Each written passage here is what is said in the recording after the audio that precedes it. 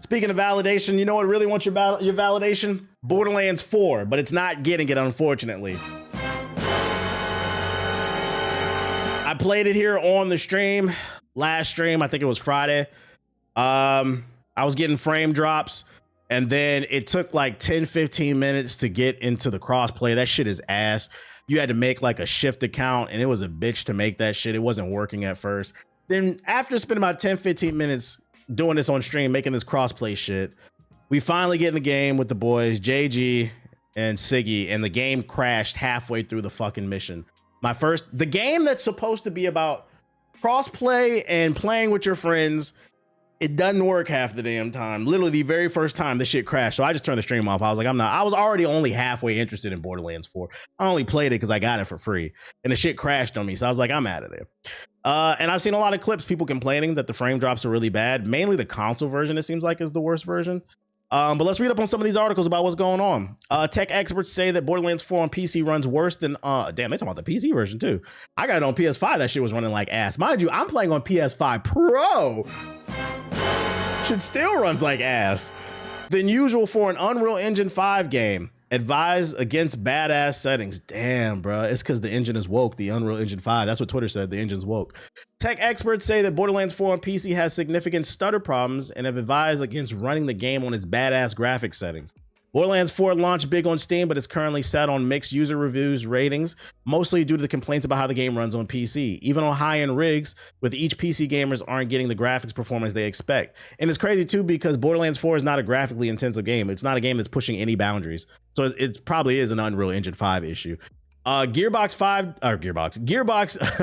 development chief Randy Pitchford has spent some time on social media addressing those complaints, even directly responding to some disgruntled fans with clapbacks. Now the tech experts at Digital Foundry have taken a look at Borderlands 4 on PC, and their initial analysis shows stutter problems that we're familiar with on the Unreal Engine 5. The shit runs like dog shit, blah, blah, blah, blah, blah, blah, blah. Now this happens, right? Games released, they think it's in a good state, but it's not. People are having performance issue. That's cool. Not really, it's not. But if you are transparent, hop on social media and say, hey guys, we fucked up. We thought the game was in a great state, but we're working around the clock to get this fixed as soon as possible. Most people are going to go. But unfortunately, Randy Pitchford, the head of Gearbox, didn't listen, man. And you know the worst part, and before we get to Randy, also, no, Borderlands 4 bug may steal all your fucking skill points. So not only are there performance issues, the game has game-breaking bugs in it that will fuck up your goddamn skill tree. So imagine grinding for 5 hours and you get all your skill points stolen. And the worst part about it is not only is there bugs, glitches, and performance issues, but the head of Gearbox, the creator of Borderlands 4, just does not know how to shut the fuck up. For those who have not been keeping up with the Borderlands drama, after the performance issues and the bugs came out, this man swiftly went to social media. Mind you, TBH QA does note all this. Damn, so you saying they didn't listen, allegedly? This man, the head of the studio, goes to social media and just starts going to war with fans instead of saying, we're gonna fix it. Randy Pitchford snaps back at Borderlands 4 criticism. He says, code your own fucking engine. Borderlands 4 dropped last week and fans have been pouring hours into the fresh open world environment of Kairos, but the launch hasn't been without issues.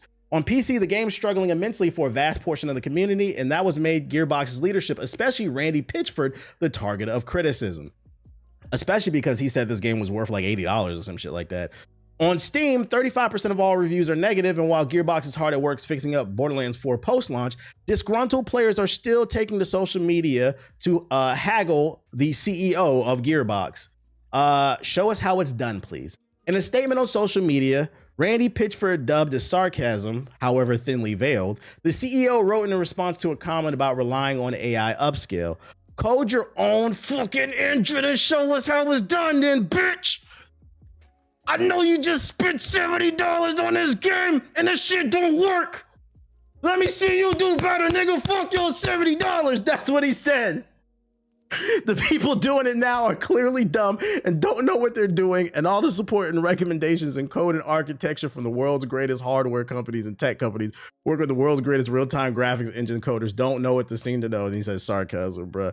This is a PR nightmare. Code your own fucking engine and show us how it's done since your game ain't working. We will be your customer when you pull it off, bitch. The people doing it now are clearly dumb and don't know what they're doing, and all the supporting recommendations of code.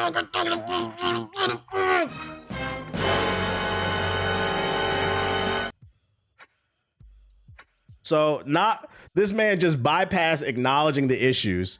People are saying, hey, we paid $70 for this game and we really want to play it. We love Borderlands. We heard the game is great. It just doesn't work. Can we get an ETA on when can we expect a patch? I'm just going to stop playing it if it's going to take a month for the patch to drop, and I'll come back in a month. Instead of saying, sorry about that, we're sorry we disappointed you, we're working on a patch, this nigga said, make your own game, pussy. And then if it's good, maybe I'll buy it, pussy. This is a fucking PR nightmare. This is why I always say in Telltale games, choose your own adventures. They give you 4 options. You have 3 different ways to speak, but that 4th option is always ... Sometimes the best option is to not say anything at all. Although I think they should have said something from the official Borderlands account. They should have just been like, hey, we're working fast to fix the game. We're sorry about that. That's all you have to fucking do. That's the crazy part. You could have put that shit in ChatGPT. Hey, ChatGPT, act like a corporate CEO who cares. I'm giving y'all a prompt. Act like a corporate CEO who cares. Come up with an apology for the poor performance and let people know a patch is on the way. They could have easily gave you 3-4 sentences right there. This nigga got on here, started arguing with the fucking fans, bro. This is a PR nightmare. And the worst part is he didn't even acknowledge what the fans are saying. He went straight to bullshitting and saying, make your own game. So since Randy, and I was already kind of pissed off. I told y'all, I turned this game off last Friday because it crashed on me. And I was screaming, Randy fucking Pitchford. Since you wanted to act like this, Randy fucking Pitchford is officially on my shit list, just like World War Bethesda, just like Activision, and just like fucking Andrew Wilson at goddamn EA. Since you don't want to acknowledge that there are issues with this game and we should just make a better game, I got a solution for you. This is what we're going to do, chat. This is going to be the first most interesting uninstall ever.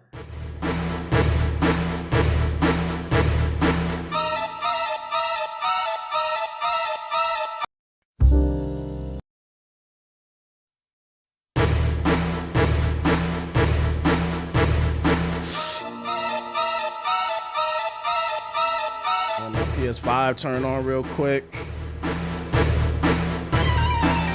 for the resub. Now I can afford a new Twitch for my locks.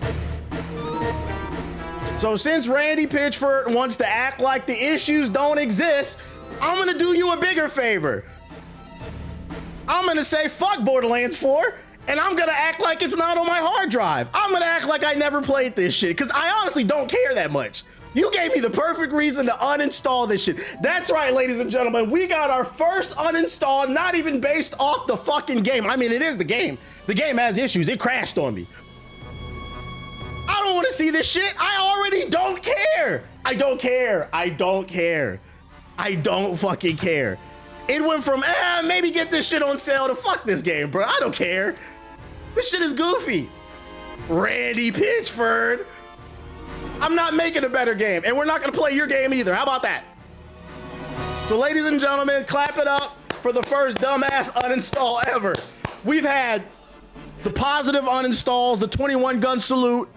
We've had the dramatic negative uninstalls. This is the first thing. I don't care uninstall. We're just gonna I don't care. I don't care. How about that? I was looking for a reason, because I'm gonna be honest. I was like, maybe I'll come back to it on Monday or Tuesday. I'll try it again. But like, cause Siggy was in the group chat. He was like, TBH, are you getting on this shit? I was like, I don't know, man. That shit crashed the first day. That's a bad first impression. The game crashed. I was like, I don't know, man. I saw that article. This nigga said, fuck the fans. All right, well, fuck your game. How about that? We're gonna move on. I'm gonna install Skate instead, and I'm gonna hope that doesn't disappoint me. Although, I'm not gonna hold my breath. I'm not gonna hold my breath for that one either, because the reports on that game is looking bad too. This is a fucking crazy time. So here's how we're gonna wrap up this uninstall, because we already did a big fucking uninstall. If there's any lesson to learn from this, stop shitting on the customer. These people pay $70 for these fucking games. Some of them are 80. They talking about Grand Theft Auto 6 might be $100. You got these $150 bundles, $300 collector's edition for a fucking plastic golden gun in the new goddamn 007 that runs at fucking 007 frame rate. That's why that shit is called 007. Y'all seen the preview for that shit? The game look cool, but it's called 007 because it runs at 7 frames per second.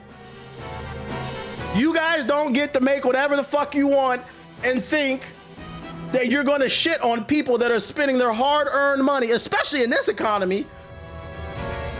So I'm gonna lead the way and say, fuck Borderlands 4. Your game's not that great. It's not that great. Because even when I was playing it, I'm gonna be honest, even if the shit worked, when I was playing it, I was like, yeah, this is okay. Like, it's just kind of going through the motions.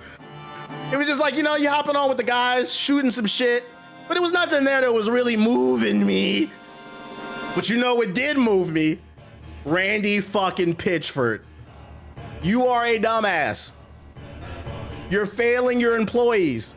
You're failing your fans. Sometimes the best thing you can do is shut the fuck up. So if you want to buy Borderlands 4, do it at your own risk. I'm not recommending it. Fucking Randy. Now I'm gonna move on to the next batch of articles. I'm done talking about this game. Don't ask me about Borderlands 4. That shit is fucking uninstalled. I'm not playing it no more. I'm not playing it. And I hope that shit come to PS4 and blow up your house. Next. Turning my PS5 off, bro. Fucking Randy.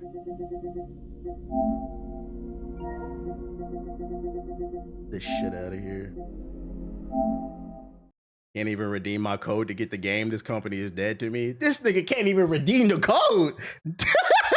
Randy pitch fraud. Not only that, they charging $120 for the full experience. I want to hear that shit. I couldn't believe when I read that article. I was like, why are you talking to people like that, bro? How hard? I think, and this is why it deserves the uninstall before we move on. I can't stress this enough. People make mistakes.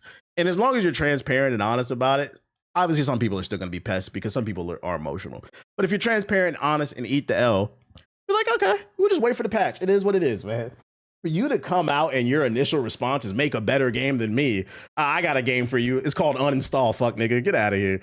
I'm playing that shit. Eat a dick. Next topic. Let's see. Let's talk some Rockstar stuff.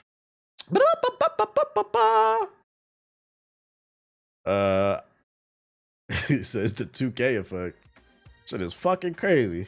Damn, we almost had a reason to boot up the PS5. I got a PS5 Pro. That shit still was running mid. So I'd imagine it's even worse. Hashtag pack watch, bro.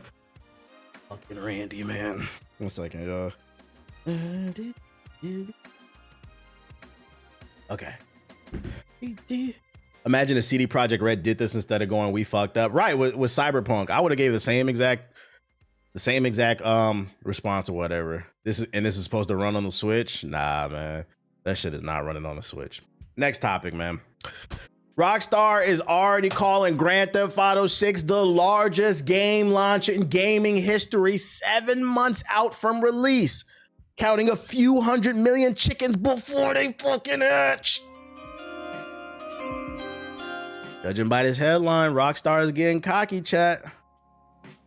Quick, name the biggest video game launch of all time. Minecraft? Black Ops? One of the Mario Karts? Wrong answer, all. It's obviously Grand Theft Auto 6. What do you mean? It's not out yet. Well, what's that got to do with anything? That's what Rockstar thinks anyway. The studio has been spotted by the GTA base on Twitter counting its chickens before they hatched in a recent job posting for a lead software engineer. With continued growth of Grand Theft Auto Online and the upcoming release of Grand Theft Auto 6, Rockstar, I don't know how to pronounce that. Prognosticate? We're about to learn a new word, bro. Prognosticate. Prognosticate. Foretell. I got the context. Prognosticates. This man trying to fill the word fill out. The successful candidate will lead both the evolution and operation of the data platform supporting that will be the largest game launch in history, ensuring it scales to deliver an exceptional experience for millions of players worldwide. So if you're not following, what this article is saying is there's a listing on LinkedIn that says we need to hire someone who can help us scale because we know we're about to release the biggest video game of all fucking time. They're kind of putting the cart before the horse. Now, look, don't get me wrong. Predicting that GTA 6 will be the biggest video game ever feels a little like predicting the sun will rise in the east and the west. But I can't help but find it amusing that Rockstar is willing to talk about it like it's already an established fact, a full 7 months out from the game's release. And I agree with this. To a degree, they're not wrong. The game is going to sell well. But I think what makes this quote kind of concerning is they're not focused more so on the quality of the game and more so on scaling it, because they're hiring people to scale it so they can make as much money as possible. Because at the end of the day, and I hate to put this out there, I said this on the stream, and I'm not wishing this because I know that a lot of y'all are putting y'all hopes and dreams on Grand Theft Auto 6. A lot of y'all are putting off kids until Grand Theft Auto 6 comes out. But the reality is that there is I don't know if it's Earth 1, 2, 3. There is a world where Grand Theft Auto 6, I don't think it would be terrible, but it could be mid.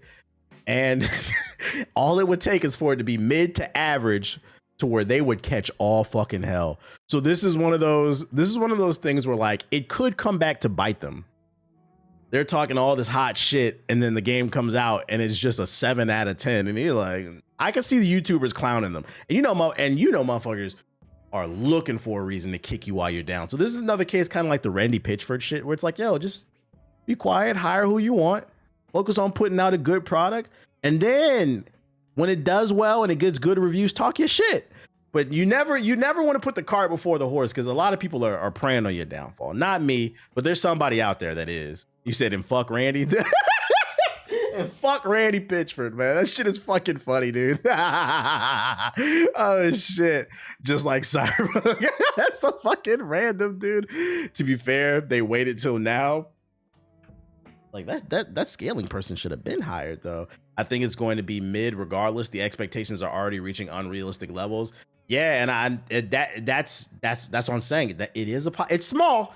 I say 10% chance that gamers revolt against Grand Theft Auto 6. I think there's a 90% chance it's going to do well critically and fiscally. But there is a 10% chance, I think, that fans turn on it because it doesn't live up to expectations. Not because it's a bad game, but because it doesn't live up to expectations. And an example being is Kingdom Hearts 3. People waited 15 years for that. And Kingdom Hearts 3 is not a terrible game, but it definitely was not worth the 15-year wait. I'll tell you that much. 1 second.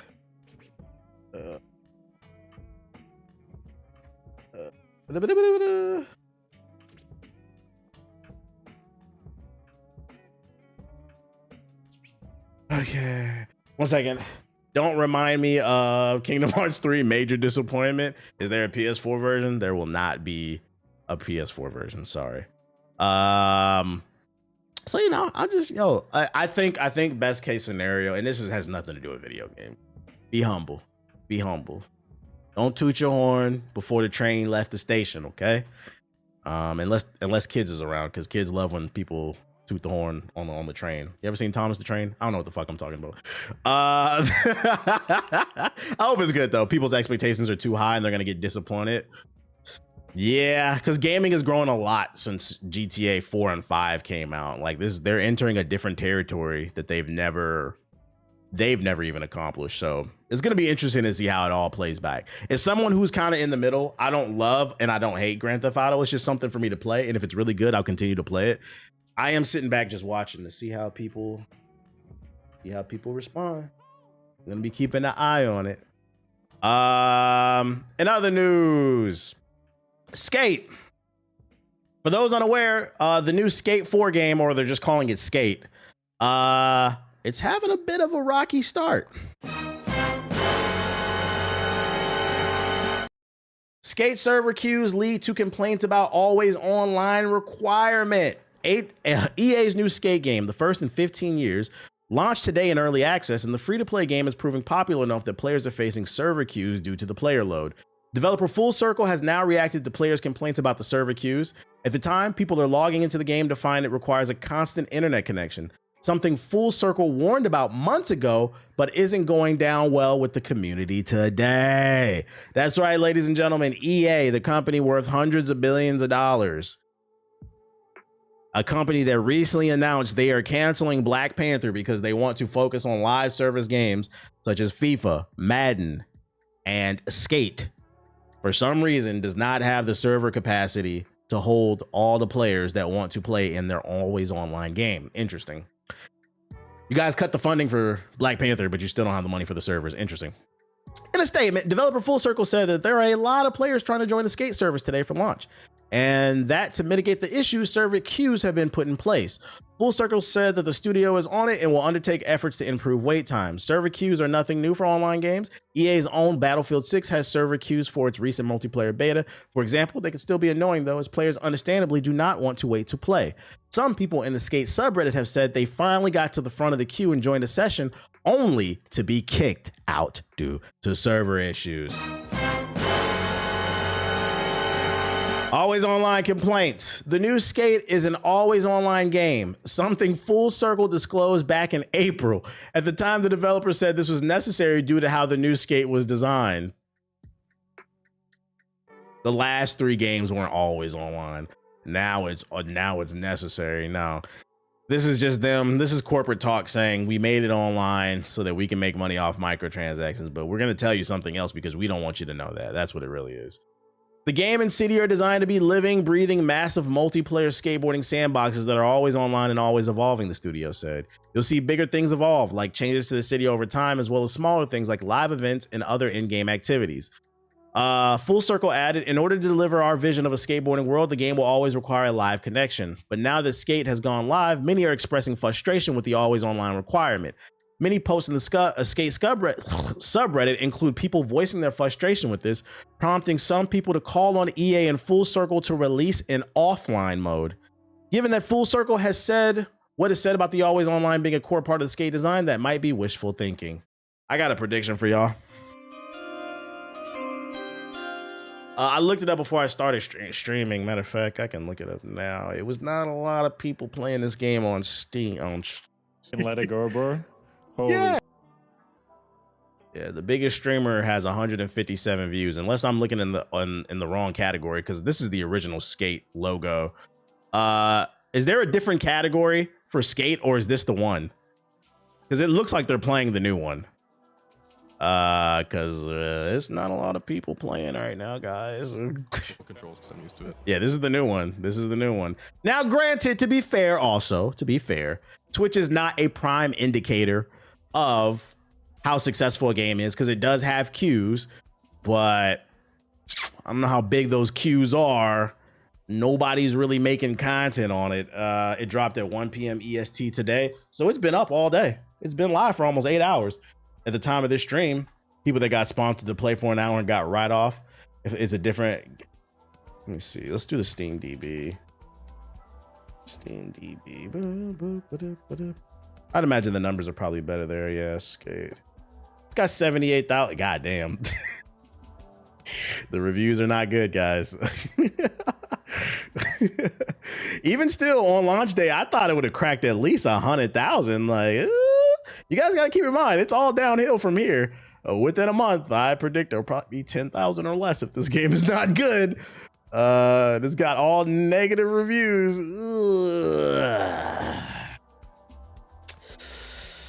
I hate to do this, but this is one of those times where I say I hate to be right, but your boy was right again. But you know, I'm still gonna form my own opinion. I'm gonna try the game out myself, man. I'm gonna try this game out myself. I'm playing it right now. There's no Skate, no Hall of Meat. You can't hitch into the back of cars. We're going to keep it moving, and then we're going to get on. Nintendo is acting to protect the industry with Switch 2 game key cards, says Capcom composer. Are you finally going to upgrade it from yellow flags to red flags? It might be in the red flags, man. I honestly forgot about this and only remembered. I feel like they just kind of randomly dropped the game. They didn't really promote it. I found out on Twitter that the game was out. I didn't know it was dropping today. Since Switch 2 launched, one of the hottest topics has been the game key cards, physical items which unlock digital downloads. Critics have said game key cards are anti-consumer, and Japan's National Library has since decreed that they cannot be considered eligible for preservation, which stands to reason as the game key card contains no actual data. However, a Ubisoft staffer recently explained that one reason developers are choosing game key cards is access speed. More recently, composer and former Capcom developer, I don't know how to say his name, I'm not even gonna try to fuck it up, has waded into the debate of Nintendo's side thanks to automation. They said on social media, do physical items outside of digital products last forever? Most of the time they don't, right? Physical things always have a lifespan and will eventually break. Digital products, on the other hand, generally don't have a lifespan. And to this I say cap. Matter of fact, I'm gonna say. So this guy works for Capcom, so of course he's gonna ride with Nintendo because he also works for a corporation that works with the corporation, right? This is cap because this is true. Yeah, physical items don't always last forever, but they tend to last longer than digital. And also the problem with digital is what happens if somebody hacks your servers or blows them up. Then a lot of games can get lost if there are no physical copies. But if there are physical copies floating around and Nintendo servers get blown up, you can then back up the disc or the cartridge and you now have the game. That's why physical copies are great for preservation. Also, it takes control out of the corporation's hand so that we can preserve things. And that's really what it comes down to. That's why he's defending it. Well, digital's forever. No, it's not, bro. We are always one Trojan horse away from getting fucked up. What are you talking about, bro? I don't blame him. I was shocked when he was talking to PC players like that. So like, nah, this is just bullshit to try to trick people into not wanting to buy physicals. I feel like physicals should always be there. Yeah, we're one EMP away from never having Super Mario again. That's why emulators are good. Digital only lasts for as long as they want to keep their servers up. Ding, ding, ding, ding, ding. What happens when we don't get access to it? Just leave your stuff in the hands and we'll take care of it. I promise. Ain't nobody going for that. Ain't nobody going for that, bruh. I don't know why. This is anti-consumer. I don't like this shit, bruh. I don't fucking like this shit. They could take that shit off your hard drive whenever they want. In regards to Sonic, the console wars are back. They're promoting it. Sega has released a new Sonic Racing Crossroads trailer that takes shots at Mario Kart. Are we back to the days of Sega does what Nintendo don't? We all know that kart racing game. It's great. We don't need to show it to you. But what if you can blast through and race on a whole nother level? What if you could warp across different dimensions, fully customize and build out your machine, and compete head-to-head across different platforms? Or what if you want to roam around on the open road? That was actually pretty good. Shit. Or you just want to drive around in open spaces and shit. That was pretty good, man. Hey, listen, I'm all for the fuckery. I hope the game gets good reviews, man. Because you can't be talking shit and then your shit don't pop off, bro. I hope this gets great reviews and I hope it sells well because they starting the console war again. For those unaware who are super young, the console war did not start with PlayStation and Xbox. The console war started between Sega and Nintendo. Specifically Sega. Sega released an ad saying that Sega does what Nintendo don't.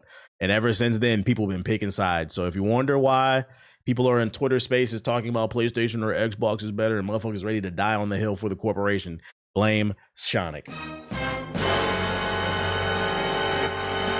Yeah, the OG rivals. But the game's coming out. People like the beta, so it should do good. New Splinter Cell trailer for the TV show. Check it out. Let's check it out. Console business. Now, hold on. To be fair, yo, shout out to RNO with the super chat. I appreciate you with the big $10 super chat. To be fair, Sega didn't get put out of the console race due to the console wars. That's not how they got.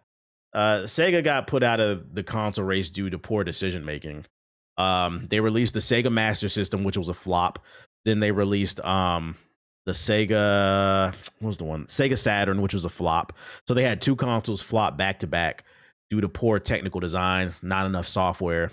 And then their last hurrah was the Dreamcast. And the Dreamcast is an anomaly because if you ask people about the Dreamcast, they love the Dreamcast. I love the Dreamcast, but the Dreamcast was the last Sega console and it failed due to wrong place at wrong time. It was a good console, but, and I cannot stress it enough, for those of you who are not old enough to remember this, the main reason the Dreamcast failed is because the PlayStation 2 had a DVD player in it. Sony killed Sega because PlayStation had a DVD player in it. I know for some of you guys that might be hard to believe, but it had nothing to do with the fucking games. Back in the day, a DVD player was $1,000. So it was and nobody was buying that shit. Everybody had VHS. It was very easy to convince your parents to buy this $200-300 console. Not only does it play games, but it plays DVDs. If they didn't have that DVD player, that console war could have went either way. It is what it is, man. But the Dreamcast was a good console. I do miss the days of the Dreamcast. Shout out to Black Boy 2K with the sub. Still got mine, and it goes for a lot of money too. I think I'll give it like an episode or two. I'll check it out. It looks okay. Can we get a fucking game? How about that, Ubisoft? What's this, Link? New teaser for Marvel Zombies. Sounds good. All the Avengers are dead. And they're coming for us.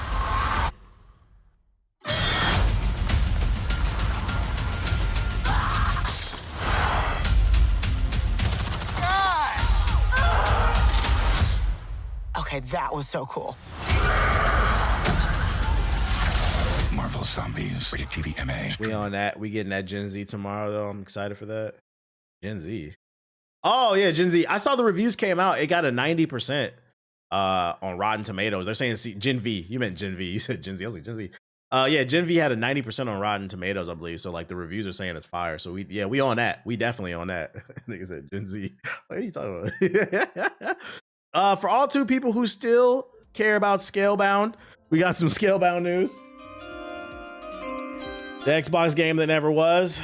So one of the developers that worked on Scalebound said things might have went differently if it was backed by Japanese publishers instead of Western publishers. They said blame America.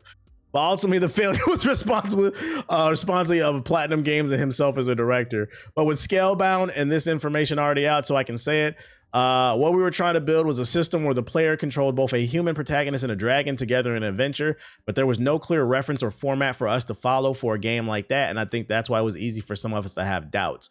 Translation, the idea they had was super ambitious, and because they didn't have a blueprint, they had to trailblaze. They wasn't really sure what to do with it, and that actually makes sense, because if you go back and look at the gameplay, I do wonder why we were so excited about Scalebound, because that frame rate on that gameplay was fucking awful. For me personally, overseas publishers seem to have a much stronger desire to see a finished project as quickly as possible. If it had been a Japanese publisher, I feel like they might have given us more leeway. So they felt pressured to get it out now, and they wanted more time to kind of bake in the oven. We're talking about this translation. In the West, all they care about is fucking money. They said they needed more time to come up with a clear, concise, cool idea. And the suits in the West said, we need your fucking money to come out next year. We're talking about this specific title as an example. However, I don't want there to be any misunderstandings. The failure of Scalebound was ultimately the responsibility of Platinum Games, myself as a director included, but because I have now experienced working with overseas publishers, I feel that if the opportunity ever comes again, we'll find a way to take advantage of both sides' strengths. Makes sense. It makes sense. To be honest, this game would have blown up the Xbox One. It would have, because I feel like people forget Scalebound. Like that frame rate was looking horrible. 10 years, it's been 10 years. God damn. You weren't even alive back then. You know that? Fucking crazy. Like, look at this shit. Why were we hyped about this? This shit was chugging.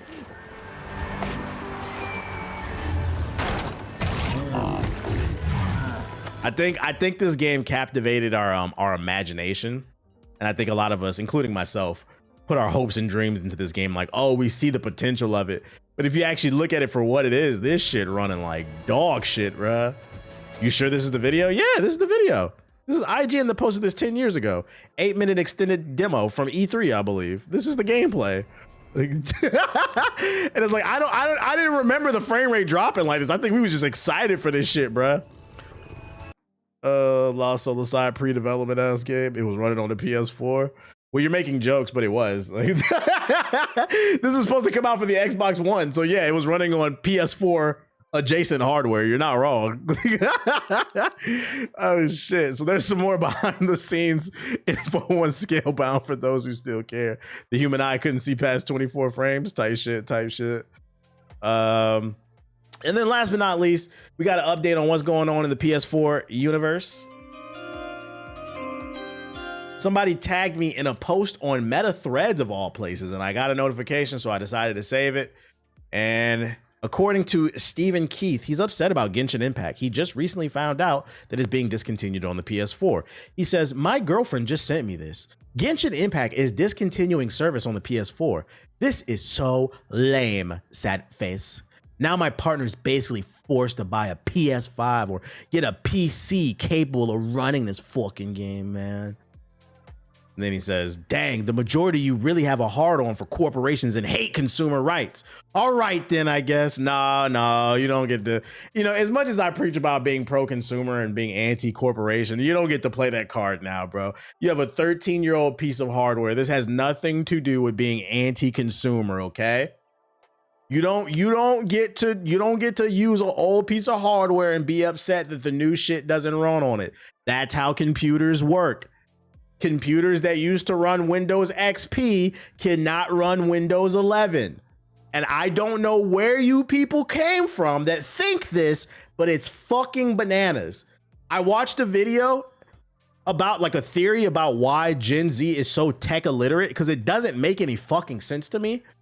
And they kind of explained it in the gist of the video. They were saying the reason Gen Alpha and Gen Z tend to be tech illiterate compared to millennials is because you guys grew up with the iPad and the iPhone. Like me, the iPhone came out in 2007. That was my junior year of high school.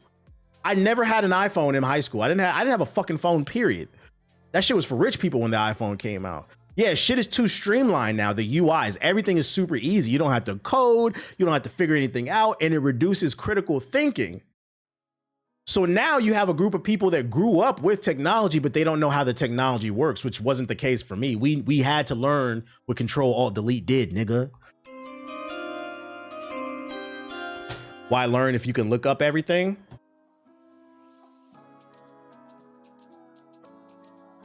Thanks for the resub. You do realize that's learning, right? Like, although not as loyal as Amy's dumbass is to me. What? That's actually the fucking problem. People, you don't even gotta Google no more. You can ask the damn AI and it'll tell you the answer, and niggas won't do it. What are you talking about, bro? Open the schools. Please stop cutting the funding, Trump. Please stop cutting the funding on the school system, please. You said ban that nigga, bro. Please stop cutting the funding. You said, why learn when we can research? She said, the YouTube chat is funny. They said, oh, brother, why are you doing this to us, man? Oh, shit, man. Oh, my God. But you know what I'm happy about? Jokes aside, I'm happy that the comment section was frying his ass, bro. Shit's 11 years old, bro. The PS6 is launching in Thank you. Thank you. It took about a year. I feel like it took about a year. I was getting a lot of hate a year ago. But fast forward a year, I feel like niggas is waking up and y'all are ready to wage war. Shut the fuck up. We're tired of hearing this shit, bruh. You have an old computer, so you have to do old shit. If you want to do the new shit, you need to get the new shit. That's like me, TBH, being broke as fuck. And the only thing I can afford